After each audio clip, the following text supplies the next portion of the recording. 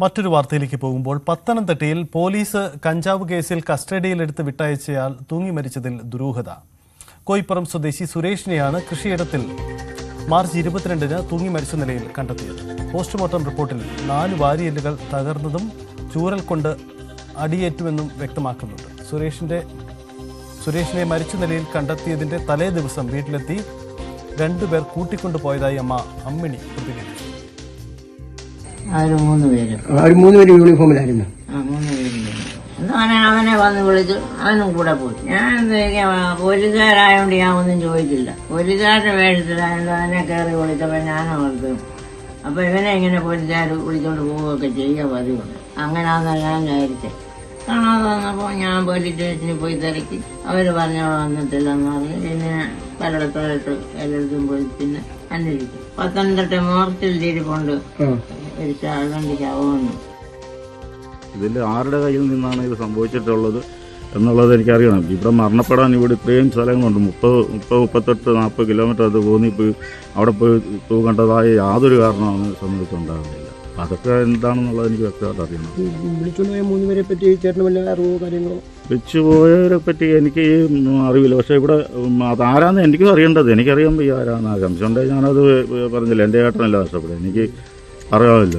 Inquest കയറിയപ്പോഴെങ്കിൽ അവൻ്റെ ചന്തിക്ക് 4 അടി 2 സഞ്ചിയിലോട്ട് അടിച്ച് പൊട്ടിയിട്ടുണ്ട്. അവിടെ പിന്നെ 6-ാം നൂല് ഇവിടെ ഇങ്ങനെ അടിച്ച് പൊട്ടിച്ചിട്ടുണ്ട്. ഈ ഭാഗത്ത് കണ്ണിൻ്റെ ഈ ഭാഗത്ത് അടിയുണ്ട്. പിന്നെ ശരീരത്തിൽ അവിടെ ഇവിടെയൊക്കെ ഇങ്ങനെ മർദ്ദനത്തിൻ്റെ ഒക്കെ ഉണ്ട്. ശശിനാരായണൻ ചേരുന്നു. ശശിനാരായണൻ, ഈ കുടുംബത്തിന്റെ പരാതി പോലീസിനെതിരെയാണോ അതല്ല മറ്റെന്തെങ്കിലും സംശയമാണോ ഇവർ പങ്കുവയ്ക്കുന്നത്?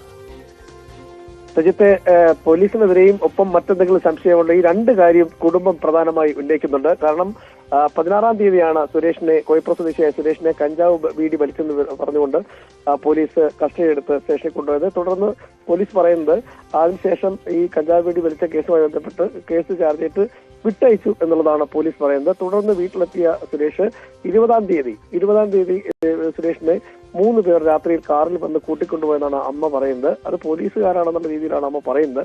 പക്ഷെ അത് അത്രത്തോളം നമുക്ക് വിശ്വാസത്തിൽ എടുക്കാൻ കഴിയാത്ത സാഹചര്യം. മറയോ മറ്റു കാര്യങ്ങളോ വെച്ച് പറയുന്നതാണോ നമുക്കറിയില്ല. പക്ഷെ മകൻ അക്കാര്യമല്ല പറയുന്നത്. 3 പേര് വന്നിരുന്നു, കൂട്ടിക്കൊണ്ടുപോയെന്ന് അമ്മ പറഞ്ഞ അറിവാണുള്ളതെന്ന് പറഞ്ഞാൽ 3 പേര് സുരേഷിനെ കൂട്ടിക്കൊണ്ടുപോയും പിന്നീട് കോന്നിയിൽ, അതായത് അവിടെ നിന്നൊരു 10-38 കിലോമീറ്റർ ദൂരെയാണ് കോന്നിയിലെ ഇളകള്ളൂർ ഒരു മാംഗസ്റ്റീൻ കൃഷിത്തോട്ടത്തിലാണ് ഈ സുരേഷിനെ തൂങ്ങി മരിച്ച നിലയിൽ കണ്ടെത്തുന്നത്. 22-ാം തീയതി 20-ാം തീയതി വീട്ടിൽ നിന്ന് കൊണ്ടുവന്നു. 22-ാം തീയതി പിന്നീട് സുരേഷിനെ ഈ വിജനമായ കൃഷിത്തോട്ടത്തിൽ തൂങ്ങി മരിച്ച നിലയിൽ കണ്ടെത്തുകയാണ്. കോന്നി പോലീസാണ് പിന്നെ സംബന്ധിച്ചുള്ള നടപടിക്രമങ്ങളെല്ലാം പൂർത്തിയാക്കിയത്.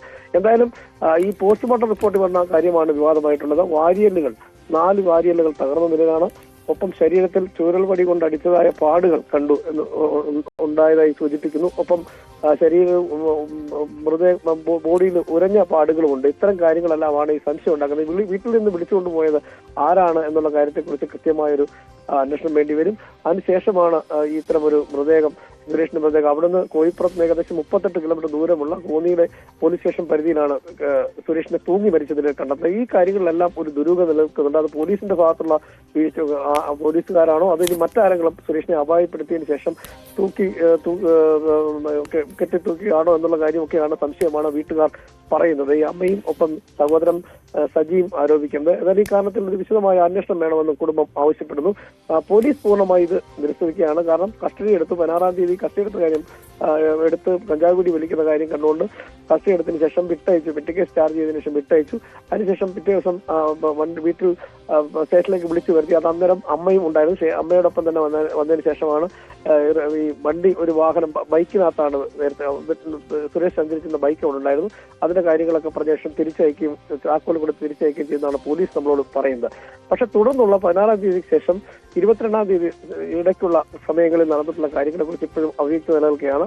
20-ാം തീയതി വീട്ടിൽ നിന്ന് സുരേഷിനെ വിളിച്ചുകൊണ്ട് പോകുന്നു. പിന്നീട് ഈ വിളിച്ചുകൊണ്ട് പോയ 3 പേര് ആരാണെന്നുള്ള കാര്യത്തിൽ ഇപ്പോഴും വ്യക്തത പോലീസാണോ അതോ മറ്റാൾക്കാരാണോ എന്നറിയത്തില്ല. കമ്മിറ്റിക്കാണെന്നും പറഞ്ഞുകൊണ്ട് വിളിച്ചുകൊണ്ട് പോയതാണ് സജി പറയുന്നത്. അപ്പൊ ഒന്ന് രാത്രി ഒരു കമ്മിറ്റി ഉണ്ടെന്നും പറഞ്ഞുകൊണ്ട് വിളിച്ചുകൊണ്ട് പോയെന്നും പറയുന്നു. അത്തരത്തിൽ പരസ്പര വിരുദ്ധമായ ഒരു കാര്യം കൂടി ഇതിനകത്തുണ്ട്.